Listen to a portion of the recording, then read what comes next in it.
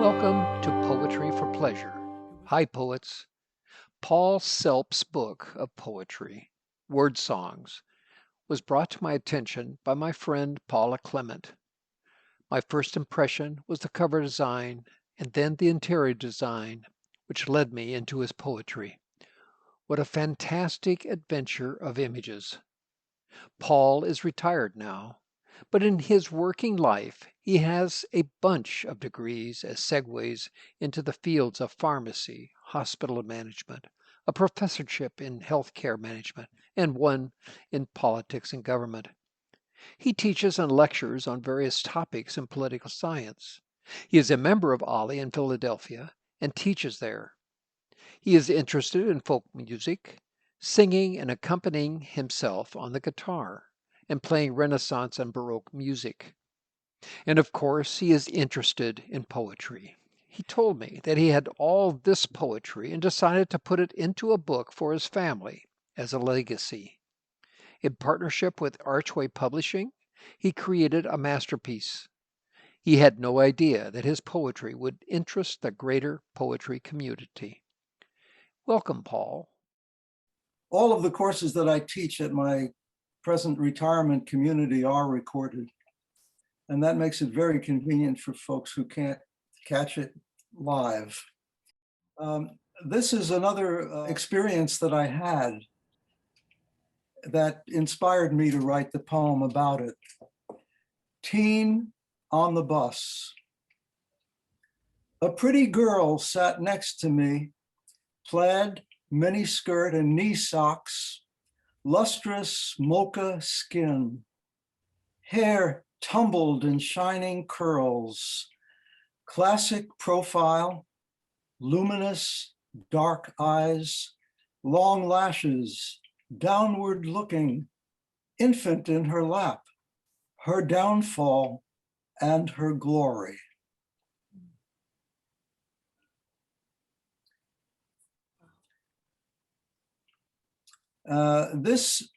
This came about, this Young Lovers Asleep came about through a funny inspiration. I was in a poetry workshop and the leader came in with a bunch of objects.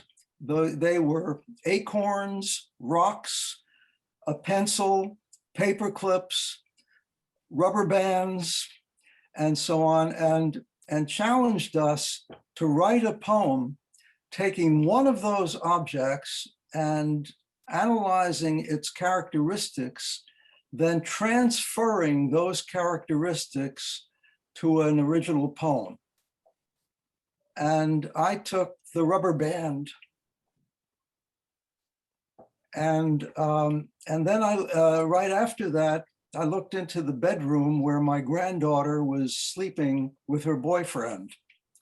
Together, the two of them were tangled up in a twin bed, not much room for two people. So this was the rubber band application of Young Lovers Asleep. They clasped together on the thin twin bed, bodies looped, entwined, hard to find their beginning or end. Encircling arms, touching cheeks, smooth as the love that binds them, that stretches across their todays and tomorrows.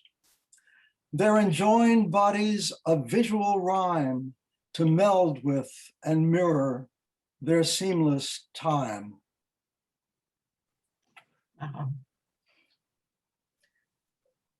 The poem is in free verse, as I pointed out, except for this quatrain at the end.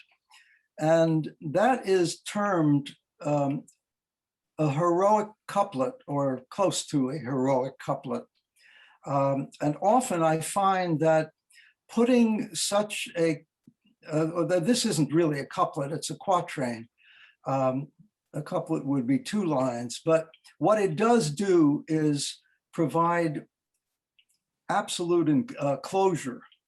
You know that the rhyme is over when you get a rhymed ending, whether it's a quatrain or a couplet. their enjoined bodies a visual rhyme to meld with and mirror their seamless time. All right. Now, I guess everybody knows how a sonnet is composed. I won't explain it unless you'd like me to. So I'll just get right into it. This is based on the actual experience involving my wife's aunt, who was smitten with cancer and died. And it's titled To Aunt Mavis. We knew your virtues, but we finally see, as distance far from you had veiled our eyes, your courage, and it made us realize how lives of love, of faith, and family can comfort those who face adversity. Though sickness daunts your spirit, now belies our fear that cancer'd take you as its prize. But no, you show what grit can really be. There is true heroism around us, and you do represent the very best. You take the final journey as you must, and so we find you slipping to your rest when weakened, held, and burned in cancer's breath, refuse the chemo and accept the death.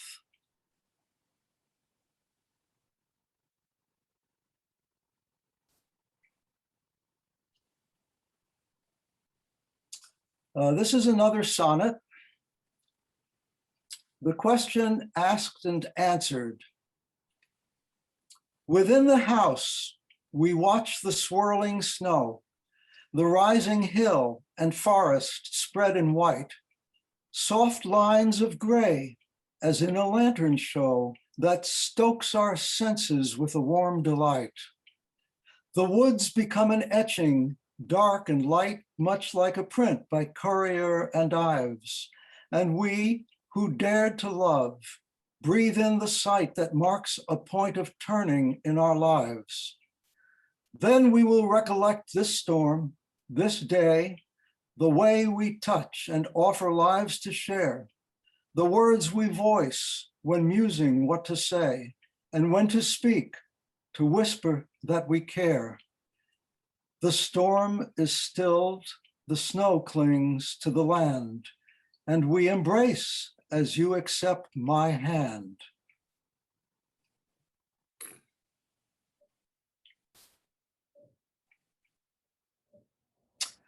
All right, that's the end of my sonnets. Now I would like to introduce a blues sonnet.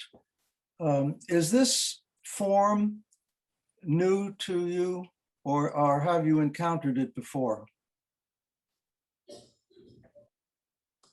Blues sonnet, is that the form? The form is in bold here. It's a blues sonnet. I'm sorry, I've never heard of it. No. Okay, well, I've challenged myself a few times in my poetry to write blues sonnets. It's a more recent invention, and it is really derived from jazz. And as you see, it's in a very disciplined, particular form. And I've got a description of it that I'll read out. It's made up of triplets, 3 lines, using iambic pentameter, 5 feet to a line. And it's in the AA, that is died, and small a word that rhymes with the first 2. So you have to, in your second line, repeat part of your first line, basically ended up with the same kind of rhyme or word that rhymes. And then in the third line, it represents a consequence of the first 2 lines. It's basically a summing up of the first 2 lines. And then the heroic couplet that I was talking about earlier finishes the the blues sonnet, but it also sums it up. Welcome, ghosts. So many of my friends and family have died. The love and lessons that they gave me haven't died. I hear their voices in the breeze and singing tide. I see their shining faces in the suns that set, along with shadows of the plans we didn't set and disagreements that I now regret. But then these shades strike echoes in my musing mind of joys, of sharing life and hopes, and all remind me of the value that we choose in being kind. Each person offered thoughts that I found dear to me. They whispered love and future blessings dear to me. These ghosts are now a ringing choir near to me. I've heard that being haunted makes you wrought or blue, but spirits of my parted ones now keep me true. The blues sonnet. Interesting, the repetition. Yes. As I said, the style, the craft really enforces the message. Did you find it hard to write those? It takes discipline and it takes some effort, but no, it's not really any harder than writing an English sonnet, for example. Any form that's traditional that requires a certain discipline takes some thought and effort and probably a lot of revision. I just wanted to say that I thought that the repetition, the design of the poem, really brought out that haunted quality. You know, it reinforced the kind of, you know, that the kind of ghost, kind of haunted idea of the past. I thought it was a very nice poem. Thank you so much. Yes. All right, here's some playful poetry. Oh, give me a home. There's no sagebrush in the city, but this cowboy's sitting pretty. No cows and no range, yet he doesn't find that strange. He turns the city he loves best into a prairie of the West. The campfire's a grill in the park. Taxi horns are cattle bawling in the dark.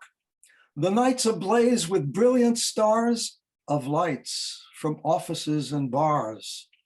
His bike's the pony he likes to straddle, where he sits lean upon the saddle. The bowls are buses, the cars are dogies, and blazing brands are smokers' stogies. The sighing breeze in the cottonwood is the murmuring crowd in the neighborhood. A coyote's howl on a distant knoll is a police siren on an urgent call. So he sleeps in his bedroll and the open sky by a skylight in a condo so high. And his heart is at peace and his dreams ever sing, though this city's his home, he's now in Wyoming. That is marvelous. I think that's great. I see some smiles, so that's good. That shows you enjoy the playfulness.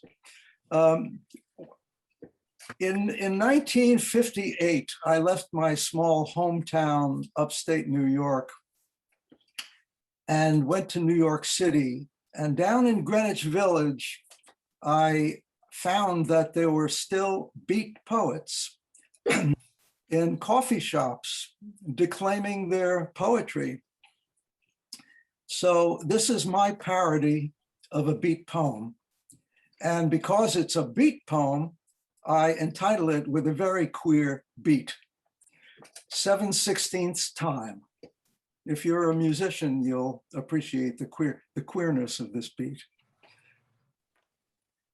Blots, shadows, circles, and dots chase around on a motorcycle to scare my shadows of dreams. Give me the beer. The cooling breath is fresh and my mouth is parched. I don't want your pity. Outside the city is cold and I grow old. The ceiling is brown with specks of fly shit, and where I sit, it falls on my head. I wish I were dead. Oh, geez. Now, the question is, when you're writing a poem, do I punctuate or don't I punctuate?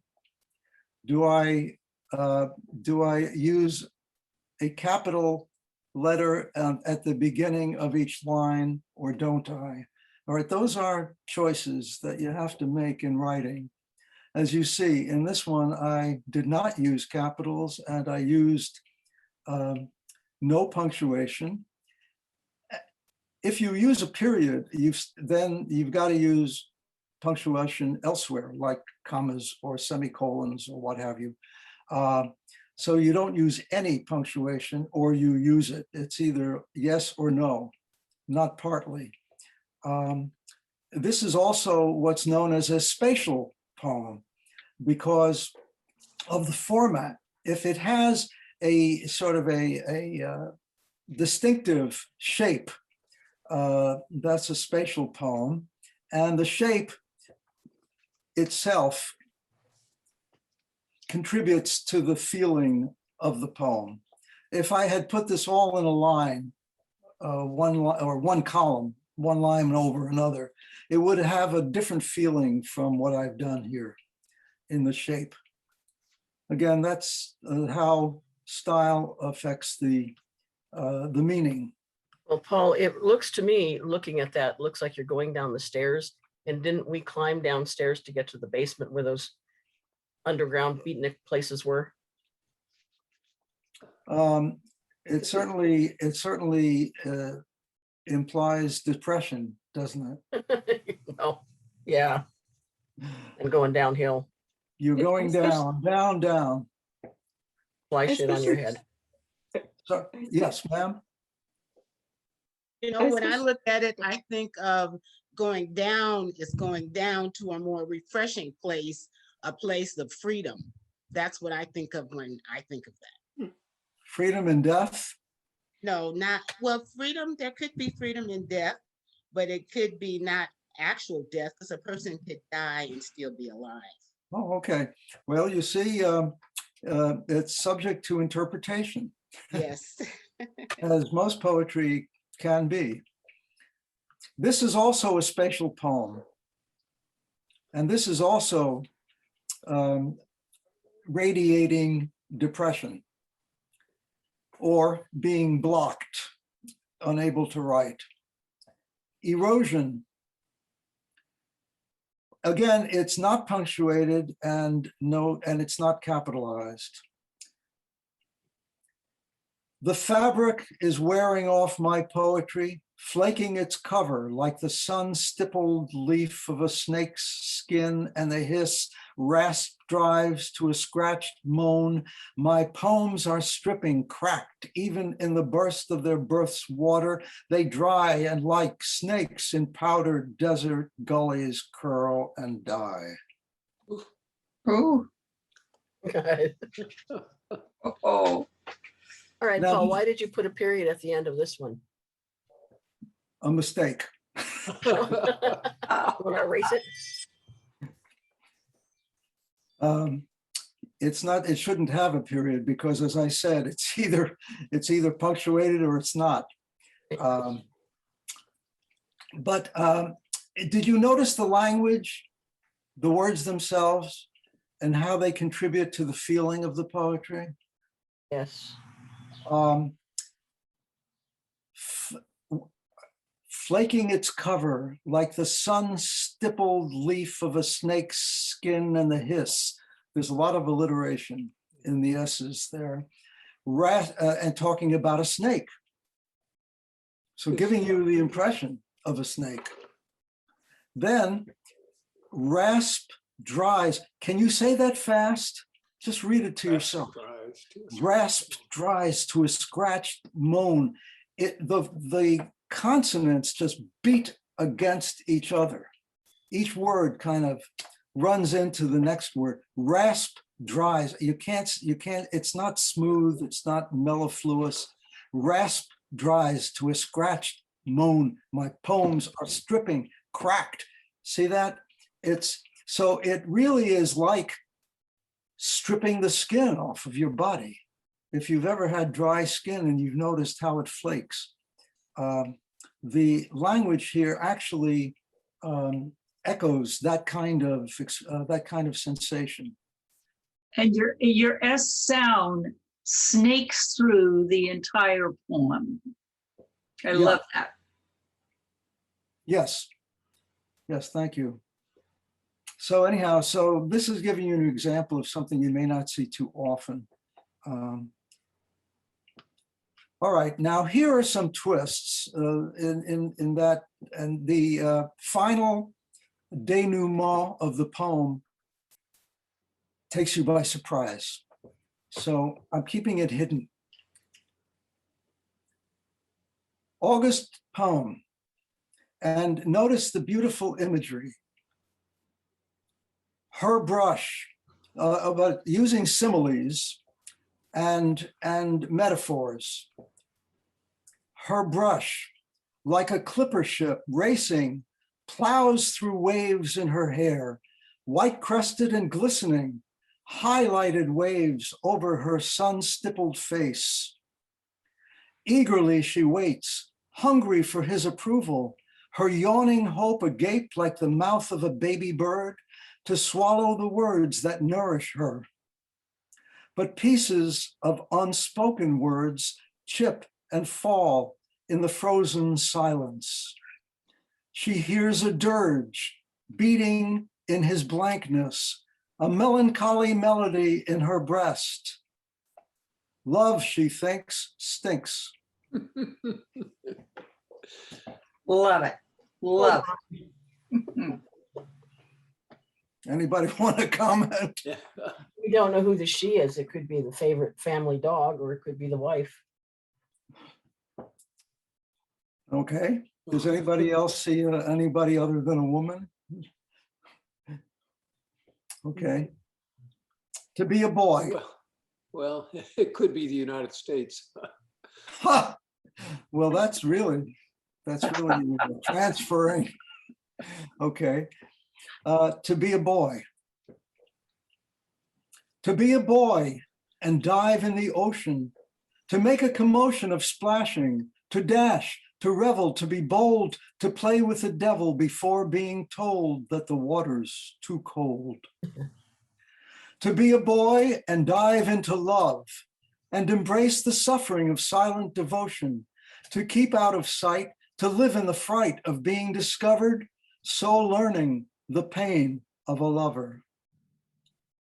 To be a boy and dive into life, joyful, delighting in constant motion, to laugh at your blunders, to shout out your wonder, to catch all the dreams you can hold before being taught you're too old.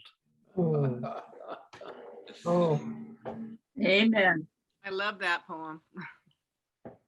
At first I thought we were doing the graduate scene here, like you've just seen the movie. And then I think we just finished watching the Kaminsky Method. Oh, I love that. Yes. At any rate, it's all of the disappointments that we endure. Aha. Gerbils. The frisky, funny, furry little gerbils run, rooting, run, scampering in their little cages of glass, rooting, running, scampering, eating pellets in their frisky inattention to little children, rooting, running around, around, around, around in their little wheels, quiet, frisky, funny, furry little gerbils eating pellets in their glass cages, inattentive to you and me, running around, around, around. But I've always wondered, why do they eat their young? Oh, Ooh. do they do that? Yes. Oh, good. That's sad. Okay. Well, anyway, I'm giving you the, different forms you can write, and the twist at the end is definitely a very good one. I love the energy. The twists are just marvelous. I'm sorry? Marvelous. The twists are marvelous. Oh, thank you. And the energy in the verbs, the energy is so great. And Yeah. also, it's a perfect picture of a gerbil. Yes. Well, thank you. That's what I aimed for. I'm glad it worked. Or people who want children just as status symbols and then they don't pay attention to them or whatever. There's Ooh, You yeah. can apply, yes, you can apply this metaphorically to what you experience in life. And that's a very good point. I actually had this experience. You see, that's why I wrote about it. I got a glass cage. I got gerbils. My children were respectively about 7 and 5. And then I must have gotten a male and a female. They tell you not to do that when you buy them, because you don't want them to reproduce. And when they reproduce, this happens. The little gerbils are born, and then the adults eat them. How do some survive then, Paul? You get 2 males or 2 females. Yeah, but somehow you have to have more gerbils than this Oh, world. well, then yeah, I'm sure the breeders just take them away Okay, and put them in a separate cage. all right, thanks. But if you leave, but I didn't see why you couldn't leave the kids with their parents. Well, now I know. And now you know. Yes. Okay. Okay, now these are just examples of abundant internal rhyming. We have a world famous museum here in Philadelphia, the Philadelphia Museum of Art. Has anyone there ever visited? No. Yes. Is that the one with the rocky stairs? Well, Rocky's outside, but it has a long stairwell made of marble, and then every Wednesday night the museum had extended hours, and they would have live performances, and they might be a dance troupe, a circus troupe, a jazz combo, a chamber music orchestra, Irish combo. I mean, it varied every time. And up above, there was a mezzanine. And often I would get up and look over the banister, which is carved rock. It's like a fence, but the spokes are all rock. And you would look down on the main floor. And so you were above the band or whatever it was, and you were looking down, and right in front of you, hanging from the ceiling, was a Calder mobile swaying in the wind. And so I use all of that in this poem. Museum concert. Oh, and the last thing is, along the walls behind you on the mezzanine were tapestries. They were huge tapestries that were made in the 18th century. Okay, museum concert. Fanfares hanging in the air of the great hall like calders spinning between the pillars. Pillows of marble stairs cradling the listeners. The harps, glissandos, echoing flutes, meeting fluted columns in ancient tapestries, antique statues and antic drums, the sums of the artists on display in this stone palace where art is sacred. This place where rhythms of the band stir our hands, where we stand looking down over stone fences, rejoicing in our senses, reaching to a common soul. knowing God is in the art, the artists and the crowd, and together we are whole, and before long, we too are the singer and the song. Oh my gosh, that is so beautiful. I feel like this could apply to any museum in Europe or anywhere. That is a beautiful poem. Oh my gosh. Wow. Well, thank you. Thank you I'll very have much. to go there. That's amazing. I love that. I'm going to get your book. Oh, well, let me tell you, there are 180 poems in the book, and I've taken out only 52. Oh, that's beautiful. It's absolutely beautiful. So you have a whole treat ahead of you. Yes, I'm going to get your book. Wow. This too is an experience that I had. A funny thing happened. You know, that comes from a joke. A funny thing happened on my way to to the bar. Well, anyway, a funny thing happened.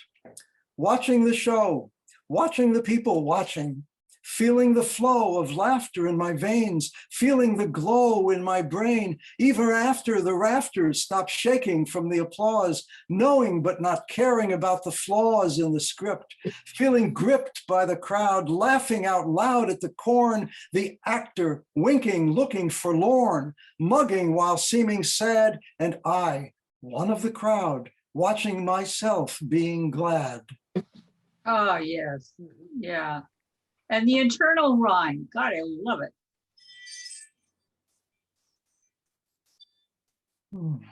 Okay, and this one now talks about rhyming at the ends of lines. And you're probably aware of the famous saying by Hillel, the sage who lived before the Common Era. Hillel was nearly right, is the poem. And this is what Hillel said. If I am not for myself, who is for me? If I care only for myself, what am I? If not now, when? And you often see this quoted, either part of it or all of it in writings. And this is my response. I asked, if I am not for me, who will be? And you said, he and she and two or three and I too, and many more than a score. They care, they want to share. When you despair and need them, they'll be there. And my self-pity fell away, no longer a bind to hold me. And I heard you say, I'll have your love to enfold me. I am emboldened by this love so true that I am here as well for you.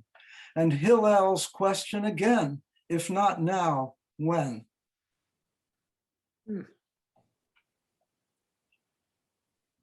Lovely.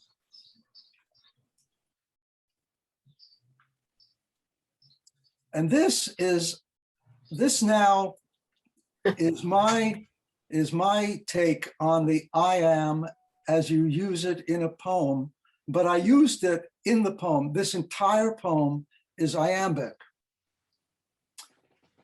And you'll hear how smoothly it can be read. Try iambs when you write a poem. They make it easy to recite. They'll flow like music from your mind as a rhetorical delight. So craft your verses like a score and softly say them as you go.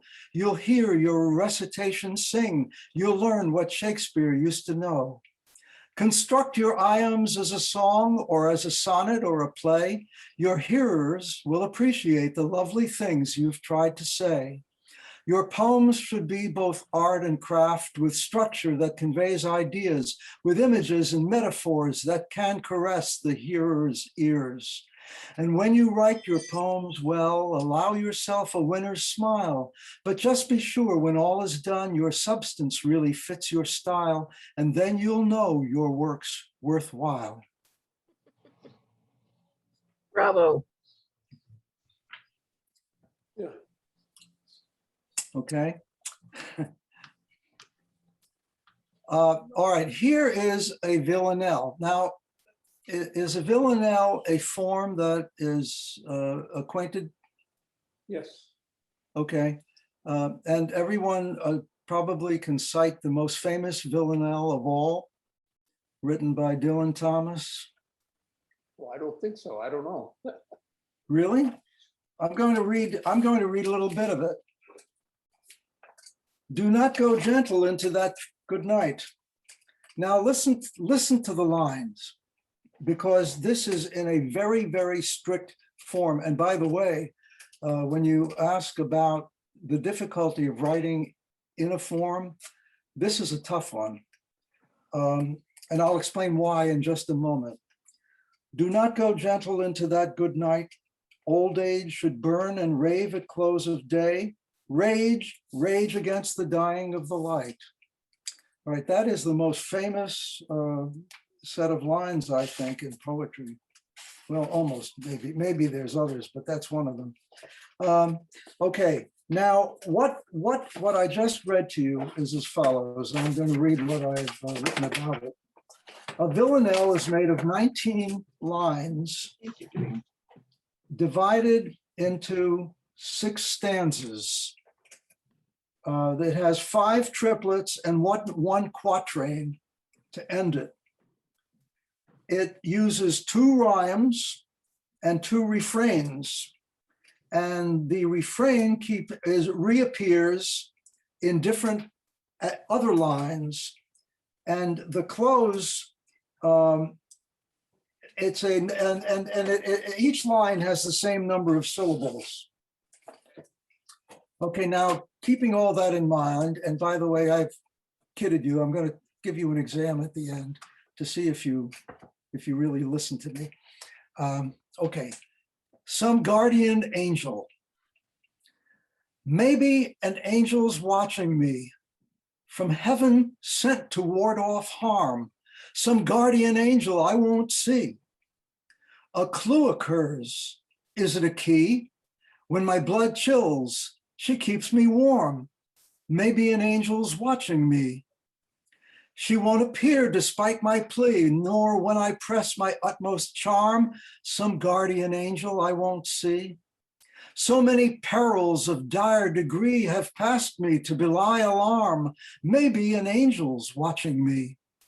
Sometimes I think I should be free, but now she's mine while dangers swarm. Some guardian angel I won't see. As I live on, I hope I'll be beneath her wings and safe from harm. Maybe an angel's watching me, some guardian angel I won't see. Okay, Well, now. I have to tell you that one of our members, Linda Cry, had us do a session where we were supposed to write villanelles, and some of us just gave up. Well, yes, this is now, okay, the A, B rhyme appears in every stanza, right?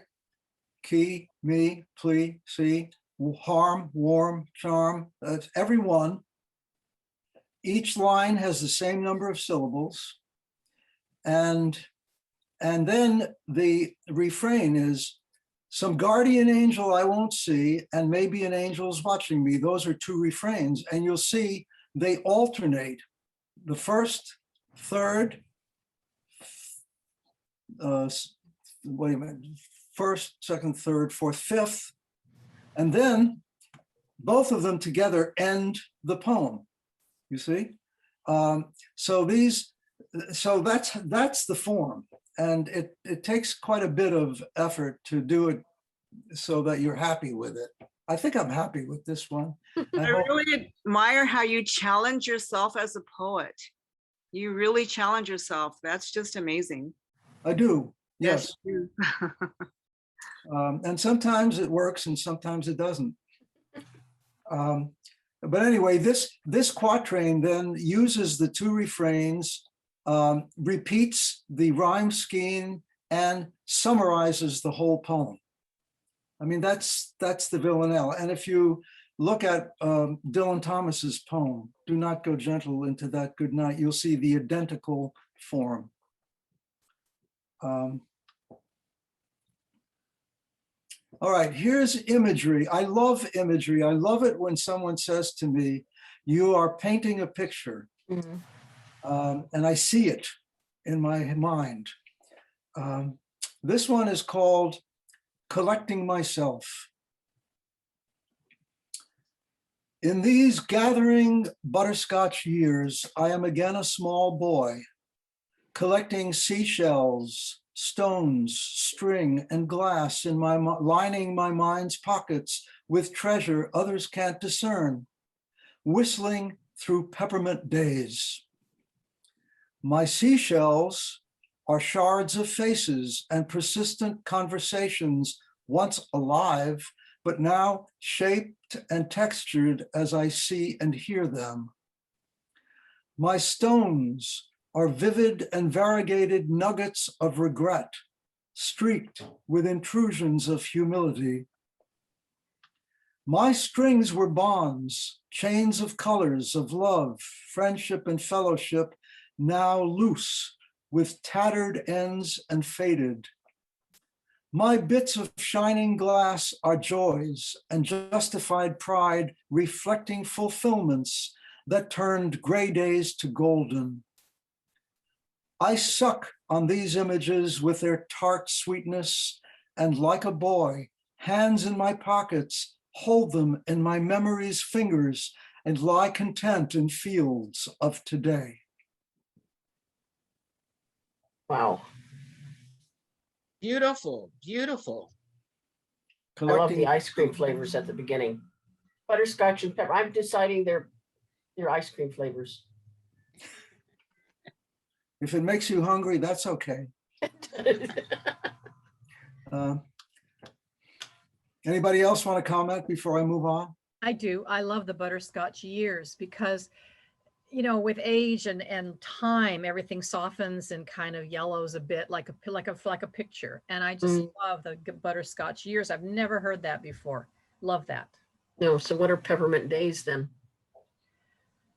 Spicy, sweet? fresh fun, new, you know, bright flavor, you know, the bright flavor of peppermint. That's what I see. Spiciness. Because of the whistling, you know. Yeah. Lovely, really lovely. All right, thank you. All right, morning in Maine, York Harbor is a place in Maine. And it's right at the seashore. There is a cove by a park. And one morning I was out in the park looking down at the cove and looking everywhere. And this is a poem that came as a result of that. Morning in York Harbor. Monarchs woken from their dormancy caress the lupines. A lemon sun turns the blue ocean silver, highlighting every blade of grass in the park. Gulls punctuate the sky, reaching yews shimmer with dewy spider webs. Quaking birch leaves genuflect to the sovereign breeze. A sloop slips quietly past rocky ledges, pointing to the open sea. White gabled houses stand watchful behind their sentinels of daylilies, and I am a whole man in the fullness of a Maine morning. Marvelous. I want to be there. Again, a great picture. Yeah, well, these are all pictures that I mean, all of my poetry to some degree makes pictures, but these specifically do. Together in July, and I think you can relate to this as soon as you walk outside. Heat welds the sidewalk. Sweat sparkles my scalp as I meld with you.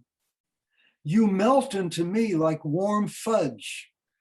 The sun flares like liquid lava and our joy crystallizes. We are jewels in this geode of a summer's day. So it's all metaphor and simile. Fantastic. Melt into me like warm fudge. Ooh.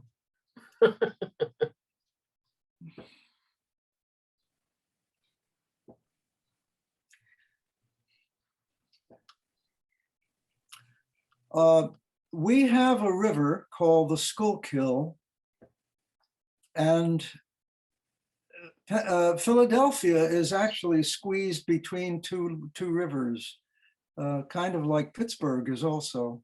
But here, the Schuylkill is on one side and the Delaware River is on the other side. And we have boat races and people rowing, and the boats they row in are called sculls. If you've never seen one, which honestly, I never had seen one up close myself until I came to Philadelphia, they're not like rowboats. They are very sleek, elongated boats, kind of like you imagine a canoe, but skinnier. And you sit in it. And so there are singles, doubles, fours, and eights. And we have races on the river, usually encompassing all of these. They're all different kinds of races, college races and club races from all over the United States.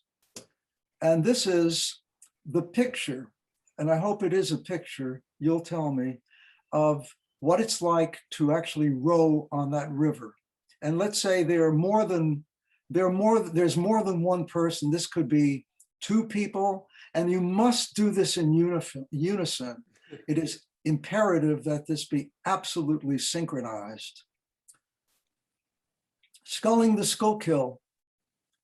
Blades cleave the surface like ducks dipping their heads in the river, hardly a splash. Oars feathered, poised for flight. Rowers at sunrise, bodies bowing in tune, water's tints wrung from a paintbrush, skull flaming in the sun, flying through time, wake roiling the river, melding past and future, boats and rowers, till time itself becomes a dam, life's water running over it.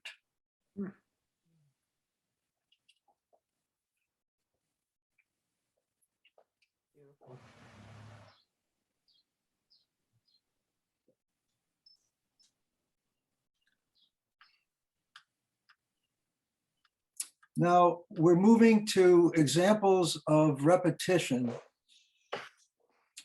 Some of these poems have lines that have the same number of syllables, and these do in certain respects, but you'll see where the repetition arises. Layers.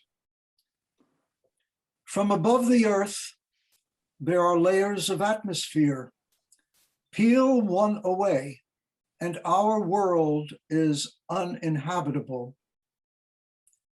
From above our society, there are layers of order. Peel one away, and our cities are uninhabitable. From above our connections, there are layers of respect. Peel one away, and our friendship is uninhabitable. From above my house, there are layers of trust. Peel one away, and our marriage is uninhabitable. From above my senses, there are layers of skin. Peel one away, and my body is uninhabitable. From above my existence, there are layers of meaning. Peel one away, and my dreams are uninhabitable. From above my heart, there are layers of love. You cannot peel them away. Little surprise at the end there. I like that.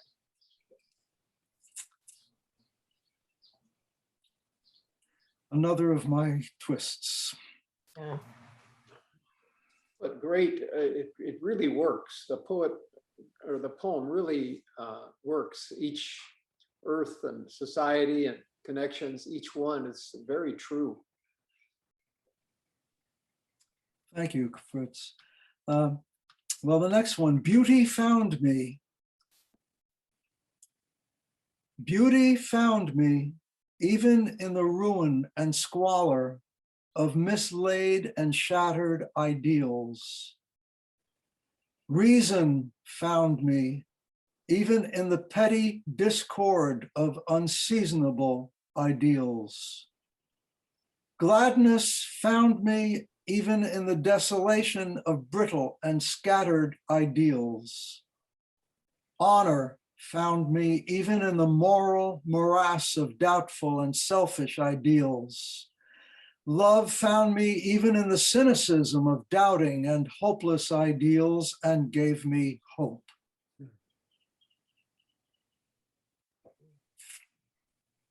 Yeah. This is a companion, I think, to the one you just read, isn't it? It is. Yes. You can see the power of parallel structure in this poem. You know, the even in the ruin and squalor, even in the petty discord, the way the pattern from stanza 1 repeats, Yes. to the remaining, and that so that it really builds power through the parallelism. And then when it breaks out of that in the last line, it really emphasizes that final idea. So I think it's a great example of the power of parallel structure. Thank you. Yes. All right, now lists. This is another type of poem. Again, all of these have power. It's what you do with them. A wheel in a wheel. The professor speaks of patterns, cosmic forces that explain science, society, economics, politics, mathematics, music, and history. Yes, I say, largeness and distance may clear the mind, but don't warm the heart.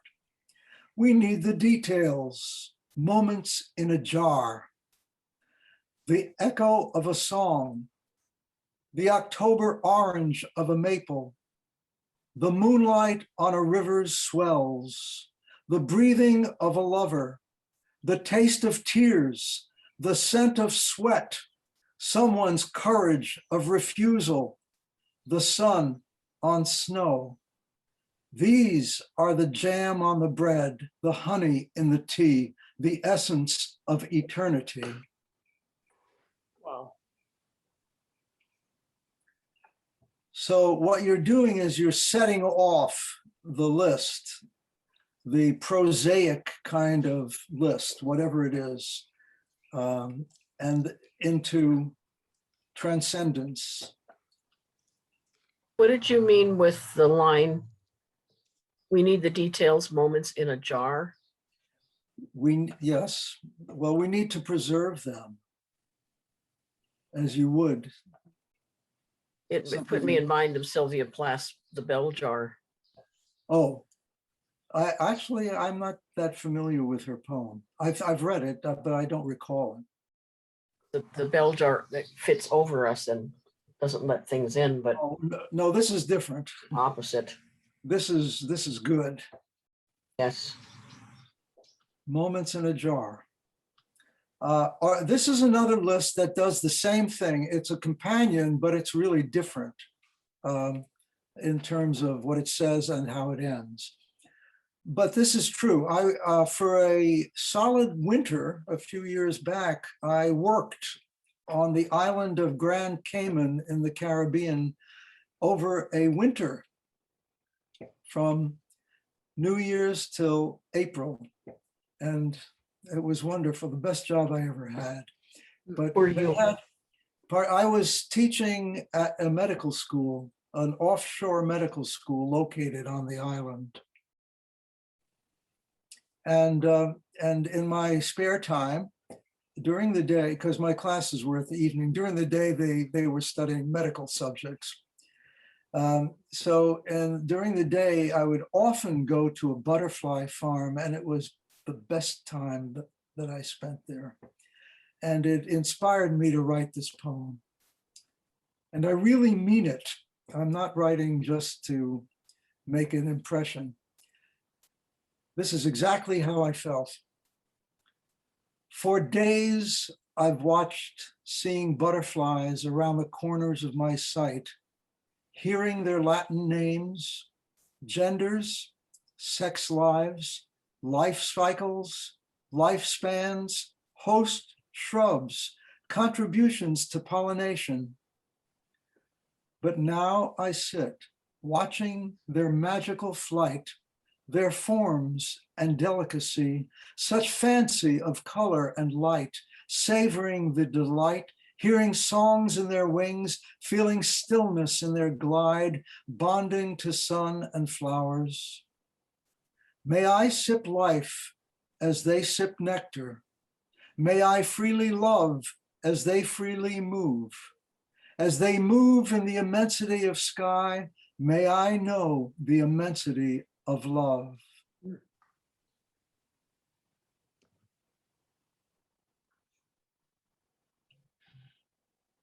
Hearing the songs in their wings.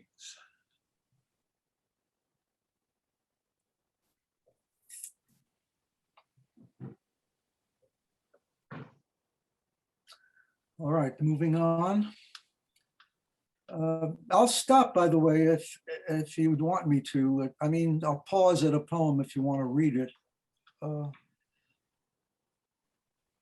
This is a sort of a repetitive poem as well about friendship, another of the categories in the book. I have a number of poems in the category of friendship. I took this one because I thought it spoke in a way that I wanted. Friendship. My friend is sacred to me as my own honor.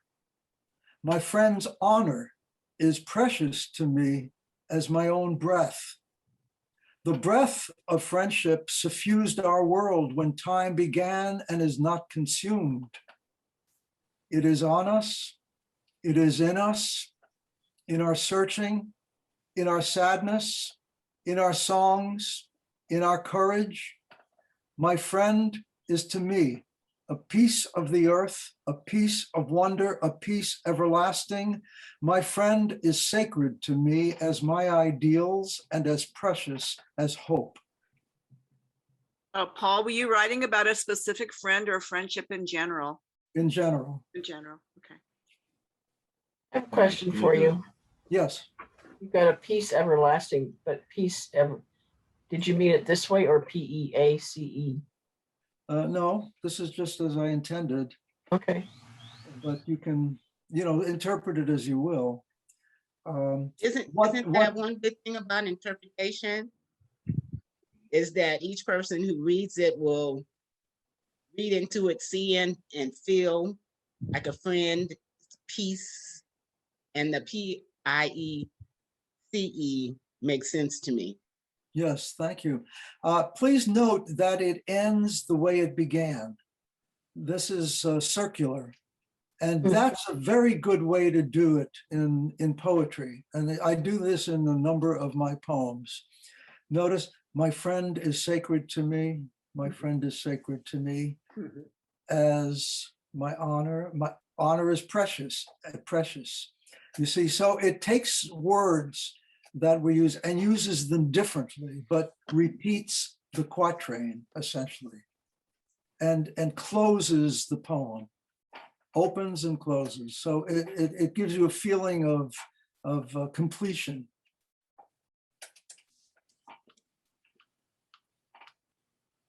Now, using syllables, counting syllables. This is another thing. You can count feet, you can count syllables, and you can count stresses, the stress marks. This is solitude. Why smile if no one sees or asks why? Why weep and not be comforted? Why speak with no one to hear it or share it? We cannot relish silence. There are occasions to retreat by yourself, to cool and calm your mind's cauldron. Solitude can refresh the soul or bruise it. We are not made to be alone. Let the days and nights be raucous, communal celebrations of fellowship. There is enough time for stillness later on when your soul finds another home. Ooh. You have become a philosopher. Good.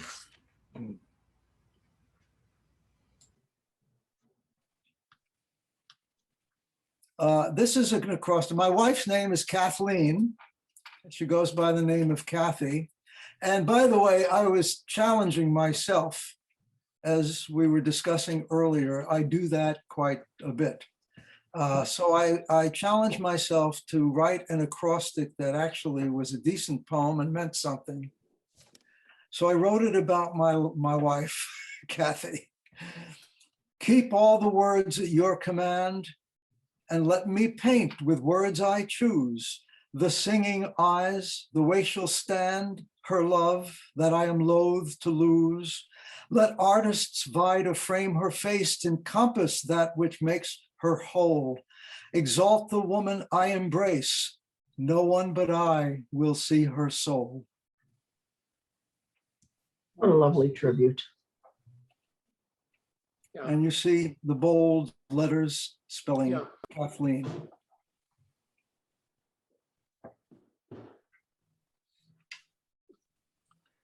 All right, and this is very metaphorical. I'm going to see how you interpret this. To be a Jew. An ugly bird pecks at my family tree, cursing at me, its claws unclenched and revenged in its incensed eyes. But there's no cause that I can devise. What prompts such fury, such choleric cries, such rock-hard hate, impenetrable to reason? Meekness and forbearance fail to mitigate its murderous desire to destroy me and my family. There is no sufferance for such enmity, or the multitude of outlandish birds who've heard its slanderous and grating voice to harmonize with it. Are you writing about anti-Semitism? Yes. Mhm. I guess it's not that subtle. No, not at all. No, and not Also- when you have the title. Yeah, But also how people follow yes, Yep. the one outlandish person. yep, that's right. Let's get on the bandwagon. What prompts such fury is the age-old question. Yep, Why? yep, And no matter what you do, your meekness or forbearance fail to mitigate its murderous desire to destroy me and my family. Yes. And I'm sure for someone who's Black, this has been a very similar kind of experience. And other people of color, I'm part Mexican and American Indian, and I've, of course, have experienced some of that. Yeah. As have I. And once again, you're saying it. Why? It's impenetrable to reason. Mhm. And here's another ode to my wife, and this is metaphorical too. Oh, Kathleen, by my faith, your lips are sacred charms. I thank you every morning in the chapel of your arms. Your song is like a carillon that rings my chords of wonder. Your breasts become the altars I humbly worship under.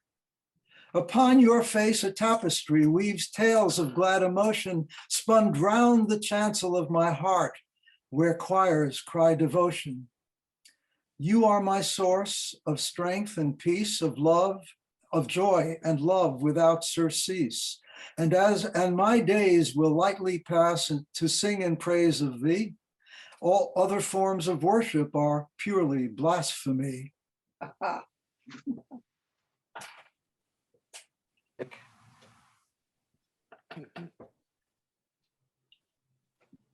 Kathleen's a lucky woman.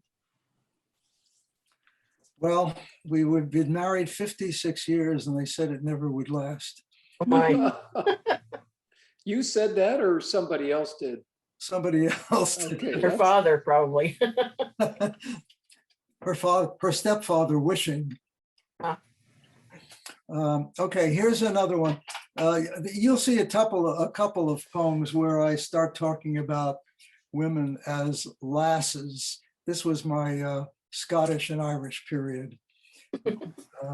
And I had just come from spending a week on a boat. It was a windjammer with 3 masts, and it carried a couple of dozen passengers. And we spent a week sailing around islands in Penobscot Bay up in Maine. And I was so turned on, as you'll see, that my whole brain was full of maritime imagery. Sing, little lass. By the way, I was a bachelor when I wrote this. Sing, little lass. Sing, little lass, for the gulls at play. Spin up the helm of a beautiful day. Run in the sweep of a rollicking sea. Frolic a while with the moon and me. Lure with your singing the tide and swells. Ring to the sea with horns and bells. Call out the wind that hides in shells. The fog keeps secrets it never tells. Do you make your home in the ocean's foam? Sing, little lass, is your song so brief that it curls in the lace of a coral reef? Or will you enchant the mist from the night and make it boil on the caps of white? The wind is calm, the stars aloft, the air is still, the night is soft, the shore is dark, the gulls asleep, the water's warm, the tide is deep. I stand at the chain to touch you now, but you whirl on the waves beyond the prow. I climb the mast, but the rigging fails and drops to sea with me in the sails. The deck is dark, but your song is bright. Sing, little lass, I'll follow your light. And before the surf cracks on the rocks or starfish blow at creaking docks, I'll find you if your song is clear and lays a course that I can steer, and we'll meet on some spray where the wind is free, where my ship is shadowed transparency. Hurl your song to the sea's crest or hollow, dance on the whirling water, I'll gladly follow. Wow. The What fun. Circe calling you. I was gonna say Circe, you could have called that poem Circe. You could. Yes. It's nothing if not ebullient. Mm. Yes. What fun. But you can see what I try to do here with, with imagery, with Right. metaphor and simile. Well, And here's another lass, and with structure, yes. Are you a lass who longs to fly through the tiny gate of a needle's eye? And by the way, because I'm able to read this so easily, you can tell it's iambic. Are you a lass? That's lyricism, and my poetry is very lyrical, and I intend to make many of the poems musical, and that's why I chose the title of Word Songs. Are you a lass who longs to fly through the tiny gate of a needle's eye, or lie in a tree when the wind is Are you a lass who longs to fly through the tiny gate of a needle's eye, or lie in a tree when the wind is lulled, or float on the sea like a sleeping gull, or rush like a fountain streaming, or swoop like an eagle screaming? Could you squeeze into a barrel's crack? Would you ride upon a swallow's back, or bounce like a buoy in the ocean, hooray, or pull back the night for a beautiful day? Or mock at the poets anchored to clay, or laugh at the sun like a child at play, or splashing like spray in the galaxy's foam? Do you look on the earth as a lunatic's home? Were you made out of mist that the rain had kissed, or made of man when the world began? I've pondered a while to perceive what you are. Are you really a woman or more like a star? I, as a man, find it hard to believe that you're somewhere between Peter Pan and Eve. Yet, when the moon teases to tickle your hair and the wind echoes the nightbird's call, your song touches me when the dusk fills the air, and I know you are really a woman withal. Yeah, marvelous. That sounds to me like a witch. You're writing about a witch. That's magical. No, I don't think so. No? Because she can do all these things and provoke all these thoughts. That's just what I thought. Well, a witch always calls to mind somebody who's evil, doesn't I know, it? but no, but she's magical. She's bewitching. Yes. That's what I got that image, kind of like That's Rihanna. That is a good point, and you could get that, or you could see several things all at the same time. Yeah. And that's the beauty of poetry. Yeah, right. Well, This Peter is, Pan or Eve. This is my brother's wife, who really was all the things it says in this poem. Naomi, you're a constant breeze when you cool our fevered cheeks. You're a soaring tone when our hearing's untuned. You're a soft caress that makes us whole when our souls are beaten. Your smile seals our battered seams.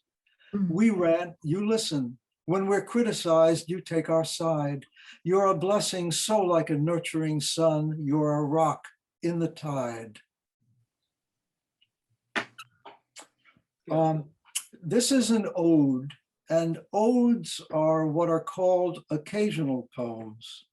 And here the word occasional doesn't mean once in a while. It means occasions, like births, deaths, marriages, children.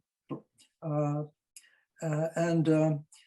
this is an occasional poem. It's an ode, it's a tribute, basically. It's a tribute to someone. And this is a tribute, but it's a tribute to someone who died. So this is an elegy of the woman who was a wonderful guitarist and my guitar teacher at one point. In memory of Linda Cohen. Music doesn't cling to clouds and fall like rain. Music comes from pain and soul, and wherever makes the artist whole. Linda made the music be in tokes of harmony. Music flew from her fingertips, warm as a kitten's purr, insistent as a heartbeat, loud as a shout, in rhythms of song and punctuated conversation. Her guitar spoke to us in passion and placation, in dignity and elation. She didn't fall from clouds. Linda was earth, and now one with earth, with clouds. Can you hear her songs in the softness of rain? She lives in its refrain. Did you read that at the life ceremony? Or I read that at her memorial. memorial? And then I gave a copy of this to her sister. Yeah, marvelous. A picture of a person, yeah. Yeah. Here's another one that's a little more abstract. This is not about a person.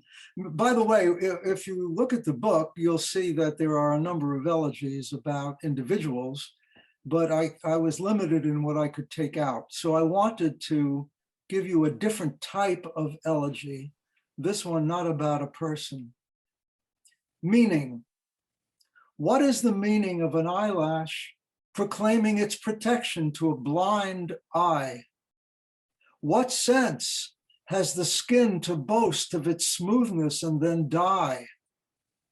Does the convulsing breath of a dying man think it's doing the best it can? How does it know when to pant and cough and quit when the heart says, that's enough?